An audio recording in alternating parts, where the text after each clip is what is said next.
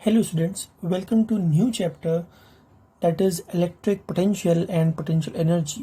इससे पहले के चैप्टर में हम लोगों को इलेक्ट्रिक चार्जेस पढ़ने थे, इलेक्ट्रिक फील्ड पढ़ना था और हम लोगों को ये पता है कि इलेक्ट्रिक फील्ड एक वेक्टर क्वांटिटी है। लेकिन यहाँ पर जो चैप्टर आपके पास है इलेक्ट्रिक पोटेंशियल या पोटेंशियल एनर्जी, दोनों स्केलर क्वांटिटी हैं। और ये क्या होता है इलेक्ट्रिक पोटेंशियल, ये आपको मैं बताता हूँ। जब आप इलेक्ट्रिक पोटेंशियल पे आते हैं तो इलेक्ट्रिक पोटेंशियल एक ऐसा टर्म है जहाँ पर कहीं ना कहीं वर्क डन का बहुत बड़ा रोल है। क्या है कि आपके पास कोई एक चार्ज है जो कि plus Q amount of charge है और उसको किसी भी एक पॉइंट पर रखा गया है। अब क्या है कि हम लोग एक टेस्ट चार्ज जो है उसी तरह का अगर प्लस क्यू लेते हैं तो minus Q plus Q naught amount of charge जो है इन्फिनिटी से उस पॉइंट पी पर ले आने के लिए हम लोग को जो वर्डन खर्च होता है उसी को हम लोग क्या बोलते हैं, इलेक्ट्रिक पोटेंशियल कहते हैं। कहने का कुल मतलब मेरा स्टेटमेंट के फॉर्म में अगर आपसे बोलें तो उससे पहले आपको हम डायग्राम बना कर दिखाते हैं कि आपके पास एक plus Q amount of charge है, ठीक है। अब उसका कुछ ना कुछ उसके अराउंड इलेक्ट्रिक फील्ड होगा, तो हम मान लेते हैं कि उसके अराउंड इलेक्ट्रिक फील्ड यहाँ तक है, ठीक है। हम यहाँ पर एक पॉइंट P फिक्स करते हैं, ठीक है, अपने मन से एक पॉइंट P कंसिडर करते हैं और एक test charge plus Q naught इस इलेक्ट्रिक फील्ड से बाहर है। कितना है उसकी वैल्यू? प्लस क्यू नॉट, ये इलेक्ट्रिक फील्ड से बाहर है, ठीक है। और ये है कहाँ पर? ये रखा है इनफाइनाइट पर, ठीक है। हम चाहते हैं कि इस plus Q naught amount of charge को इधर की तरफ लेके आए, means opposite to the direction of electric field produced by plus q. बात समझ आ रही है? Means in the opposite direction of electric field, ठीक है। तो उसके लिए हम लोग को वर्क डन करना पड़ेगा। जितना वर्क डन लगेगा इस प्लस क्यू नॉट को इस पॉइंट P पर ले आने में against of the electric field produced by plus Q are known as electric potential. तो अगर आपको डेफिनेशन लिखने के लिए कहा जाए कि व्हाट इज डेफिनेशन, तो सबसे पहले तो आप ये कंसिडरेशन लिखिए कि हम लोग को करना क्या है। तो हम लोग करना ये है कि consider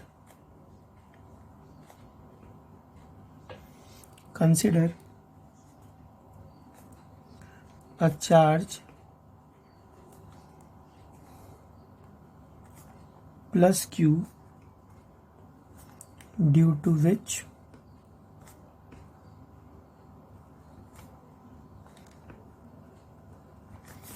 there is an electric field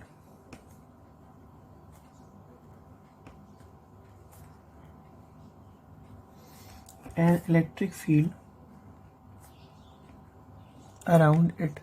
इसकी वजह से इलेक्ट्रिक फील्ड होगा इसके अराउंड ईथर, ठीक है। अब यहाँ पर हम एक test charge plus Q consider किए हैं, तो यहाँ पे कंसिडर कीजिए कि suppose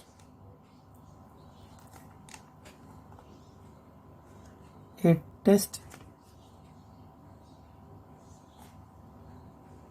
charge plus Q naught is brought from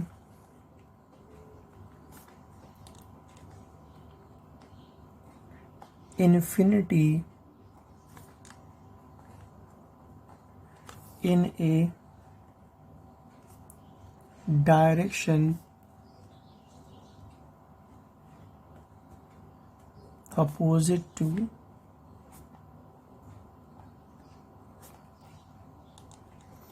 electric field E to a point P, ठीक है। तो आपने जो ड्रॉ किया है वही हमने लिखा है कि एक हमने एक चार्ज कंसिडर किया प्लस क्यू नॉट, जिसकी वजह से इलेक्ट्रिक फील्ड यहाँ तक है, वहाँ उसके बीच में हमने एक पॉइंट पी कंसिडर किया। इनफाइनाइट पे एक चार्ज प्लस क्यू नॉट था, उसको हम लोग इस पॉइंट पी पर लाना चाहते हैं जो कि इस इलेक्ट्रिक फील्ड के अपोजिट डायरेक्शन में। इस वजह से हम लोग को वर्क डन लगेगा यहाँ पर ले आने में, जितना अमाउंट ऑफ वर्क डन लगेगा इसको ले आने में, उसी को हम लोग इलेक्ट्रिक फील्ड कहेंगे, इलेक्ट्रिक पोटेंशियल कहेंगे। तो इलेक्ट्रिक पोटेंशियल का अगर आप डेफिनेशन लिखोगे तो डेफिनेशन आप इन्वर्टेड कॉमा में लिखो कि electric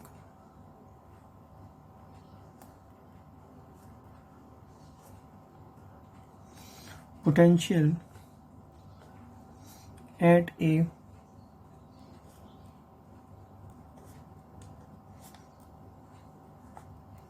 particular point of the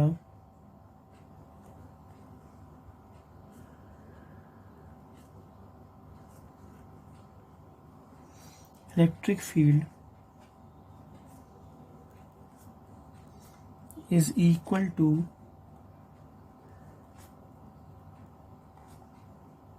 amount of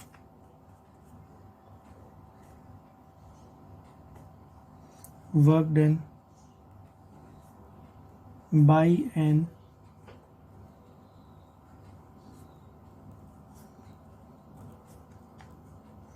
external agent in moving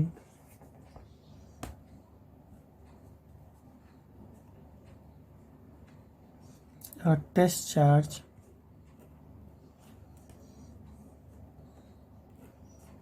of unit magnitude from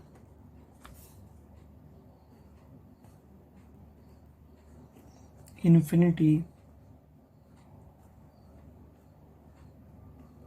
up to that point of the field. मेरी बात समझ में आ रही है? तो इलेक्ट्रिक फील्ड, इलेक्ट्रिक पोटेंशियल क्या है? इलेक्ट्रिक पोटेंशियल किसी भी पर्टिकुलर पॉइंट पर वो होता है जब हम लोग अमाउंट ऑफ बर्डन लगाते हैं एक्सटर्नली किसी टेस्ट चार्ज को उस मैग्नेटिक फील्ड में, उस इलेक्ट्रिक फील्ड में ले जाने के लिए, उसी को हम लोग क्या बोलते हैं? Electric potential. यही इलेक्ट्रिक पोटेंशियल का डेफिनेशन है। अब इस पे फॉर्मूले पे आते हैं। तो हम लोग को पॉइंट पी पे इलेक्ट्रिक पोटेंशियल निकालना है। तो इलेक्ट्रिक पोटेंशियल क्या होगा? Amount of work done in bringing a charge from infinity to the given point. तो आप क्या लिखेंगे? इन्फिनिटी टू पॉइंट, यहाँ पे एरो बनाएंगे, डिवाइड बाई किसको ले जा रहे हैं? टेस्ट चार्ज को। किस चार्ज को? टेस्ट चार्ज को। तो क्यू नॉट लिख देंगे। ये आपके पास फॉर्मूला हो जाएगा electric potential at point P पे। बात समझ में आ रही है? अब बात आती है कि इसका ये स्केलर है कि वेक्टर है, इसका यूनिट क्या है, इसका डायमेंशन क्या है, तो वो भी अब आगे हम लोग पढ़ लेते हैं। तो अब हम लोग इसमें कुछ पॉइंट्स लिखते हैं जो कि इम्पोर्टेंट पॉइंट्स होंगे।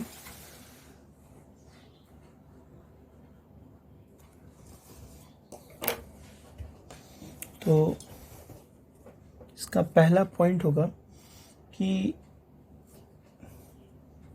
The electric potential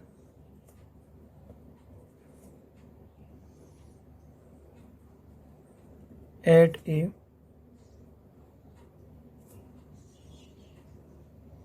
particular point of the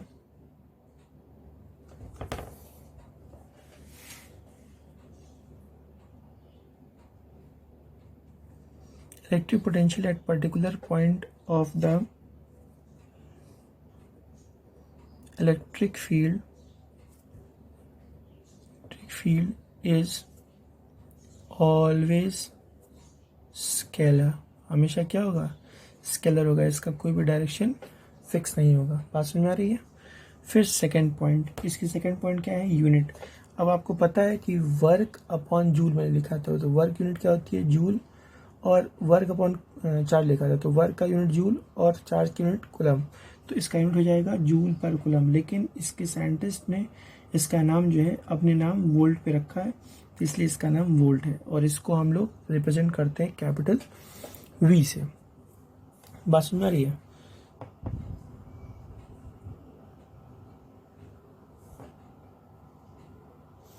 तो लिख लेंगे इसको भी कि the unit of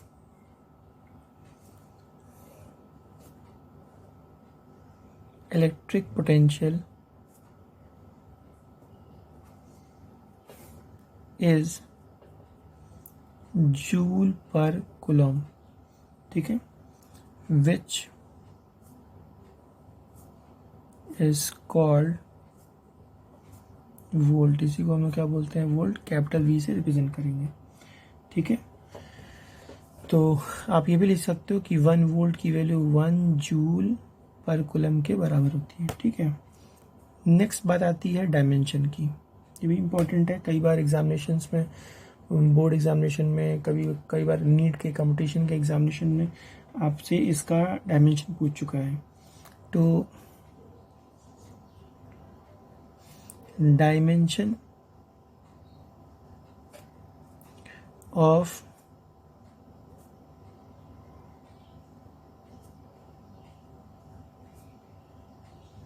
electric potential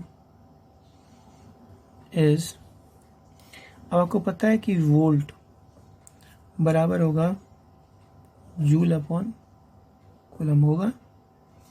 अब तुमको पता है कि जूल क्या है? वर्क, और वर्क का फॉर्मूला क्या होता है? Force and displacement. तो फोर्स के लिए आप डायमेंशन में जब आप इसको स्प्लिट करते हैं यूनिट, तो न्यूटन, और डिस्प्लेसमेंट के लिए आप लिख सकते हैं मीटर, ठीक है, डिवाइड बाय कूलम। कूलम क्या होता है? I into T, Q is equal to I T. तो I के लिए आप एम्पियर यूज करोगे, एम्पियर, और टाइम के लिए आप सेकेंड यूज करोगे। बात सुन रही है? अब यहाँ पर न्यूटन मतलब फोर्स, और फोर्स की जगह क्या होता है? Mass into acceleration. मास के लिए आप क्या यूज करोगे? kg, और एक्सेलरेशन के लिए क्या यूज करोगे? मीटर पर सेकेंड स्क्वायर। यही तो यूज करोगे, सेकेंड स्क्वायर, और यहाँ पे मीटर ऑलरेडी है ही, डिवाइडेड बाय एम्पियर सेकेंड। ये मीटर मिलकर मीटर स्क्वायर, नीचे से एक सेकंड ऊपर जाएगा तो सेकंड के ऊपर -3 हो जाएगा। बात समझ में आ रही है? इसका मतलब कि अब ये बन जाएगा वोल्ट बराबर kg into metre square into second के ऊपर -3, और इंटू एम्पियर, नीचे से ऊपर जाएगा तो एम्पियर के ऊपर इन्वर्स लग जाएगा, तो एम्पियर -1, ठीक है। अब डायमेंशन के फॉर्म में अगर आते हैं तो क्या लिखेंगे? Therefore dimensional formula for potential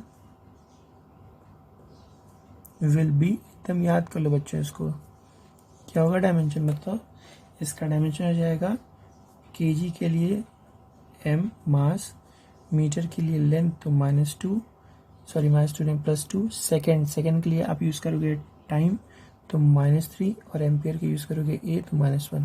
क्या हो जाएगा? ml2 t -3 a -1। इतनी बात आपको हमेशा याद रखनी होगी, ठीक है। फिर अब हम लोगों को इलेक्ट्रिक पोटेंशियल डिफरेंस पढ़ना है। अभी तक क्या पढ़ा था हमने? इलेक्ट्रिक पोटेंशियल सिर्फ पढ़ा था।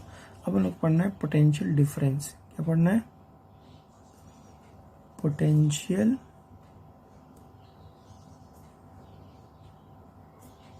डिफरेंस। हमारी अब हम लोग क्या पढ़ना है? पोटेंशियल डिफरेंस पढ़ना है। अब हम लोग के पास यहाँ पर अब 2 पॉइंट होगा, ए और बी, ठीक है, और कंसिडर कर लेते हैं एक पॉइंट ए होगा और एक पॉइंट बी होगा। हमारे पास 2 ये पॉइंट होंगे, ए और बी, ठीक है। और यहाँ पर एक इलेक्ट्रोस्टैटिक फील्ड होगा जो कि +Q चार्ज से प्रोड्यूस हो रहा होगा। तो हम यहाँ पर एक +Q अमाउंट ऑफ चार्ज ले लेते हैं, इसकी वजह से इलेक्ट्रिक फील्ड प्रोड्यूस होगा। और ये दोनों पॉइंट ए और बी जो है इसी में होंगे। बात समझ आ रही है? यहाँ पे पोटेंशियल हमने वी ए लिख दिया और यहाँ पे पोटेंशियल हमने वी बी लिख दिया ड्यू टू दिस। और इधर जो है आपके पास ये इलेक्ट्रिक फील्ड लाइंस का डायरेक्शन है। This is the direction of electric field lines, क्योंकि इलेक्ट्रिक फील्ड लाइंस हमेशा पॉजिटिव से नेगेटिव जाती हैं, तो इस वजह से आउटवर्ड, बाहर, away from the charge plus Q निकल रहा है। अब फील्ड जो है डायरेक्ट हो रहा है ए से बी की तरफ, तो ए में पोटेंशियल मैंने वी ए कंसिडर किया, B potential V B consider किया। अब डेफिनेशन की वजह से पोटेंशियल ए पे वैल्यू अगर हमने निकालें वी ए पे पोटेंशियल और वी बी पे पोटेंशियल, तो उसके अकॉर्डिंग अगर किसी टेस्ट चार्ज क्यू नॉट को ले आ जाए यहाँ से, ये क्यू नॉट है और ये हमारे पास इनफाइनाइट है, इसको हम लोगों को ले आना है। एक बार मान लो हम लोग सपोज कर लेते हैं कि इसको हम इसको पॉइंट बी पे ले आ रहे हैं और एक बार पॉइंट ए पे ले आ रहे हैं। तो अगर पॉइंट ए पे ले आते हैं तो उस हिसाब से फॉर्मूला पिछले वाले इलेक्ट्रिक पोटेंशियल से अगर लिखें तो इनफाइनाइट टू ए हो जाएगा, डिवाइड बाई क्यू नॉट हो जाएगा। और अगर बी के लिए लिखें तो वो हो जाएगा electric potential infinite to B और डिवाइड बाई क्यू नॉट। ये individually potential at point A और बी के लिए, ए पोटेंशियल ये हो जाएगा, बी पोटेंशियल ये हो जाएगा अगर इनफाइनाइट से plus Q amount of charge Q not को यहाँ से बी पे फिर ए पे लेके आ रहे हैं। अब आपको पता है कि पोटेंशियल ज़्यादा वर्क लगेगा इस चार्ज को यहाँ से यहाँ लाने में कि यहाँ से यहाँ लाने में। यहाँ से यहाँ लाने में कम वर्क लगेगा, यहाँ से यहाँ लाने में ज़्यादा वर्क लगेगा। इसका मतलब जो हमारे पास वर्डन है वो यहाँ पे ज़्यादा लगेगा, ठीक है। इसका मतलब कि वी ए पोटेंशियल ज़्यादा होगा as compare to V B. बात समझ रही है? तो यहाँ पर A is potential at A is greater than potential at B, तो कितना एडिशनल वर्क लग रहा है किसी चार्ज को बी से ए लाने में, यही हम लोग को निकालना है। ये पोटेंशियल डिफरेंस है बी और ए के बीच का। तो आप सबसे पहले ये ध्यान रखिए कि वर्क डन इनफाइनाइट से ए लाने में ज़्यादा लग रहा है as compare to infinite to B. अगर ऐसा है तो इन potential at V is greater than potential at B. तो इसका मतलब क्या हुआ? इसका मतलब ये हुआ that is potential of A is greater than potential at B. तो हम लोग को ये पता करना है कि how we have to evaluate how much additional work has to be done in order to move a charge Q not from B to A, ठीक है। तो उसको निकालने के लिए हम लोग को डिफरेंस निकालना पड़ेगा। डिफरेंस निकाल लेते हैं बच्चों हम लोग।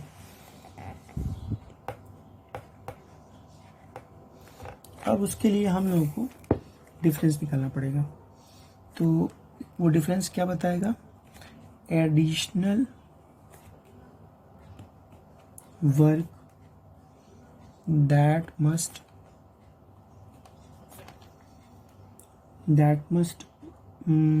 be done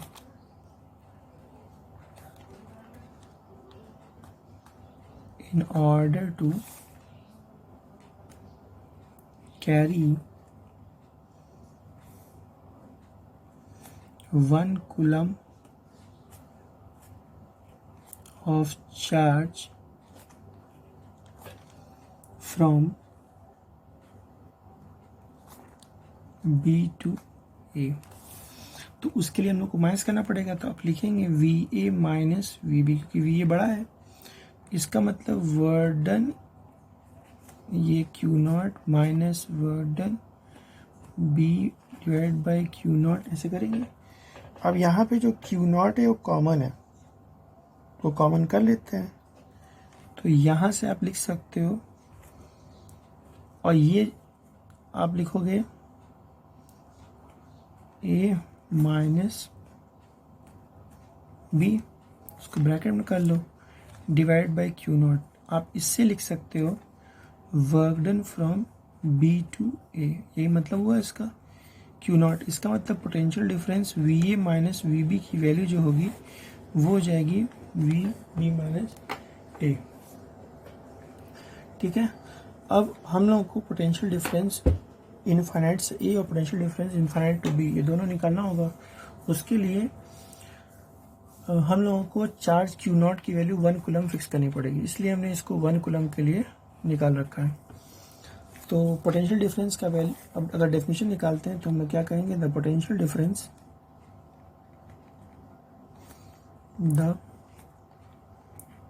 डिफरेंस बिटवीन, यही डेफिनेशन आप लिखोगे पोटेंशियल डिफरेंस के लिए। तो potential difference between any two points of the electric field is equal to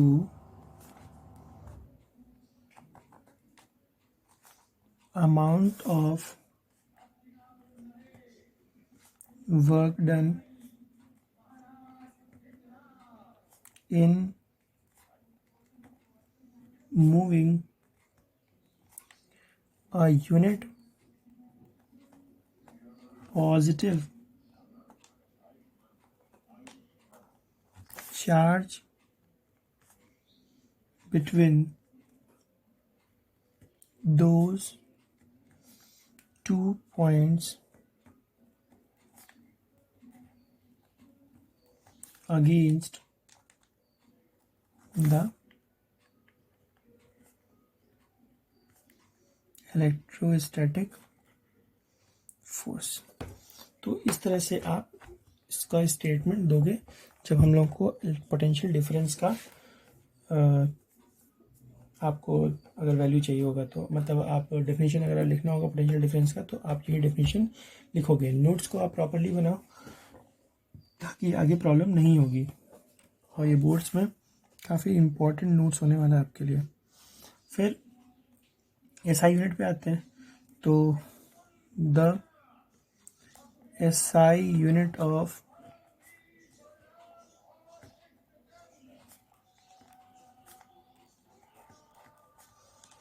potential difference is volt V. ठीक है, अगर 1 वोल्ट एक्सप्लेन करना है तो आपको कुछ नहीं करना है, इसके बीच का डिफरेंस कितना कर लीजिए 1 वोल्ट, मतलब बी से ए के बीच का डिफरेंस 1 वोल्ट कब होगा, जब बी से ए ले जाने में कितना जूल एनर्जी खर्च हो 1 जूल, और चार्ज कितना हो 1 कूलम, तो आपके पास उसकी वैल्यू 1 वोल्ट के बराबर आएगी। बात समझ आ रही है।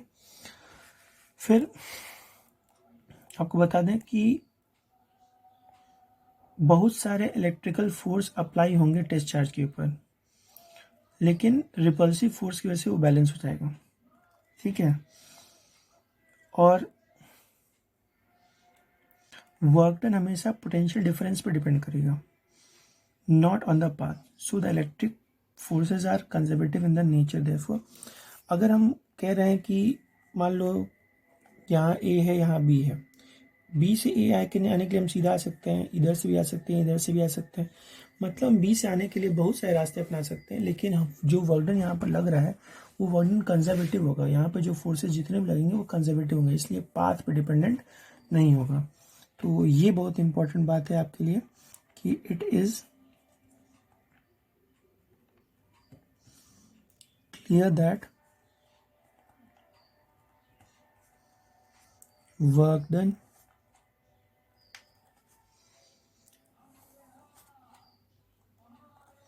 depend on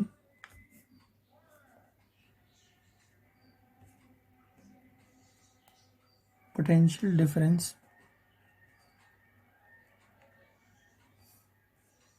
not on the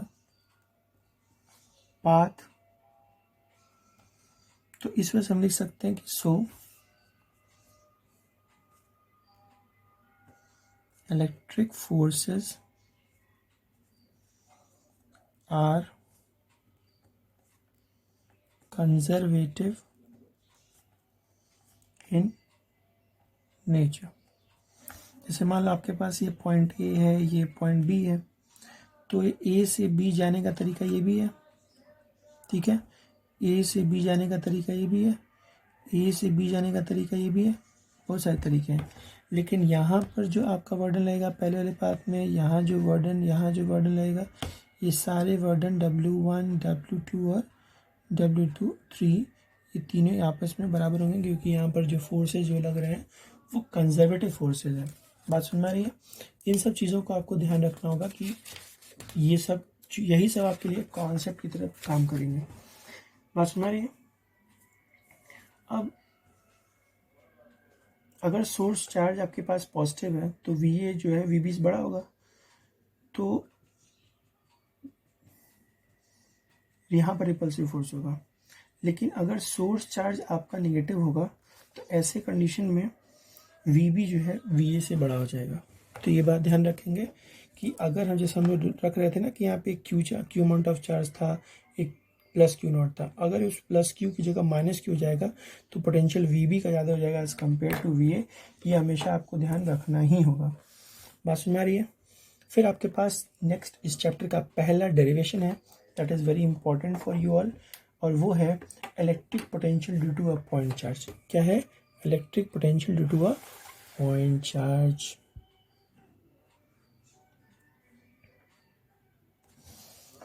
तो इलेक्ट्रिक पोटेंशियल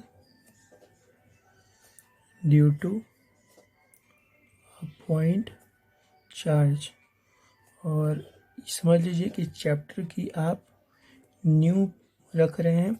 आप ऐसे कह सकते हैं कि this is the base of the chapter. ये फॉर्मूला न्यूमेरिकल्स में बहुत यूज़ होने वाला है। बात समझ में आ रही है? तो यहाँ पर आपके पास सबसे पहले मैं एक positive charge plus Q consider कर रहा हूँ, ठीक है। और इस पॉजिटिव चार्ज से दूर एक पॉइंट P कंसिडर कर रहा हूँ, जो कि इस चार्ज से इसकी दूरी R है। बात समझ रही है? फिर एक पॉइंट A कंसिडर कर रहा हूँ, ठीक है, और एक पॉइंट हम B कंसिडर कर रहे हैं। एक पॉइंट A कंसिडर करेंगे, एक पॉइंट B। जो plus Q amount of charge है वहाँ से और B तक का डिस्टेंस हम x कंसिडर करेंगे। कितना कंसिडर करेंगे? x, यहाँ से लेके यहाँ तक। और A और B के बीच का डिस्टेंस हम dx कंसिडर कर रहे हैं। अब क्या है कि एक plus Q naught amount of charge infinite पर रखा है और हम लोग इधर से इधर की तरफ लेके आ रहे हैं। बस मेरी वही पुरानी कहानी है। और इधर जो इलेक्ट्रिक फील्ड है उसका डायरेक्शन तो आपको पता ही है कि इधर ही होगा, तो इधर की तरफ इसको बना लीजिए। तो आपका जो मेन काम था मैंने उसको कर दिया।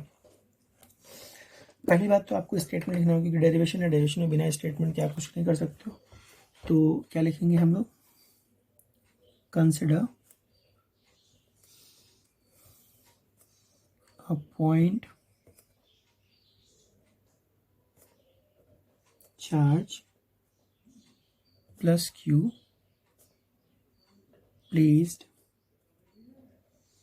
Eight point O. हम लोग पॉइंट ओ पे रख देंगे। बस में आ रही है? उसके बाद एक पॉइंट P कंसिडर करेंगे, तो point P is another point at distance R। कहाँ से? From plus Q. फिर आपको क्या करना है? एट विच प्लस क्यू, और जहाँ पर हम, और यहीं पर हम लोग को क्या निकालना है? इलेक्ट्रिक पोटेंशियल निकालना है। तो यहाँ लिख लीजिए एट विच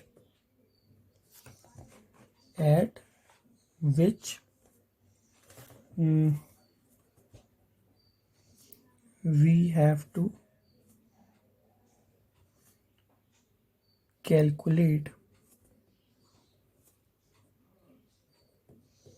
इलेक्ट्रिक पोटेंशियल, हम लोग को यहीं पर इलेक्ट्रिक पोटेंशियल निकालना है। बात समझ आ रही है?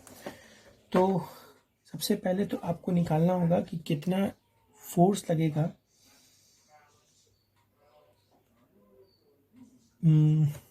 इस चार्ज के बीच में। ठीक है, तो मान लेते हैं कि जो टेस्ट चार्ज क्यू नॉट है उसको पॉइंट बी पे ले आया गया है। ठीक है, तो let us assume that positive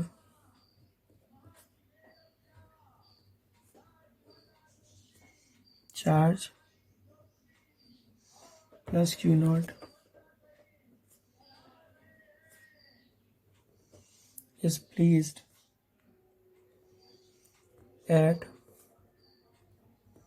point B के हमने कंसिडर किया कि ये जो क्यू नॉट है कहाँ पे है, पॉइंट बी पे है, और पॉइंट बी जो है, जो सोर्स चार्ज है वो एक्स डिस्टेंस पे है B, which is at a distance X from plus Q. ठीक है, अब हम लोग कूलम्स लॉ से क्या लिख सकते हैं, बाई कूलम्स लॉ। अब इन दोनों के बीच की डिस्टेंस एक्स है, तो ऐसे कंडीशन में हम लोग फोर्स अगर निकालते हैं तो यहाँ पर 1/4 पाई एप्सिलॉन नॉट, Q1 की जगह Q, Q2 की जगह Q नॉट, और ये हो जाएगा x²। यही आपका इक्वेशन नंबर 1 हो जाएगा। बात समझ में आ रही है? अब हम लोगों को बहुत ही कम बर्डन लगाना पड़ेगा अगर plus Q naught amount of charge को बी से ए ले जाते हैं और डिस्प्लेसमेंट कराते हैं dx। ध्यान रखेंगे कि हमारा इलेक्ट्रिक फील्ड लाइन्स का डायरेक्शन इधर से इधर की तरफ है, हमारा मोशन इधर से इधर की तरफ है, इस वजह से थीटा की वैल्यू यहाँ पर 180 डिग्री हो जाएगी। बात समझ में आ रही है? तो अब हम लोग लिखते हैं कि small amount of work done by external agent in moving plus Q naught from B to A। बहुत ही कम अमाउंट ऑफ वर्डन लगेगा B to A through a small displacement dx, small displacement dx। बात समझ में आ रही है? तो अब यहाँ पर आपको फॉर्मूला पता है वर्डन का, एफ एस कॉस थीटा, तो आप लिखेंगे एफ और एस की जगह आप लिखेंगे D S cos theta, theta की जगह आप क्या यूज़ करेंगे, 180 डिग्री। तो इस वजह से इसका फॉर्मूला हो जाएगा माइनस एफ डी एक्स। ये आपके पास इक्वेशन नंबर 2, इसको कंसिडर कर लीजिए। अगर आपको टोटल वर्डन निकालना है तो आपको क्या करना पड़ेगा, इंटीग्रेट करना पड़ेगा इन्फिनिटी से लेकर पॉइंट पी के लिए। तो इन्फिनिटी तो समझ में आ रहा है, पॉइंट पी के लिए मतलब आर। तो लिखेंगे सो टोटल वर्क डन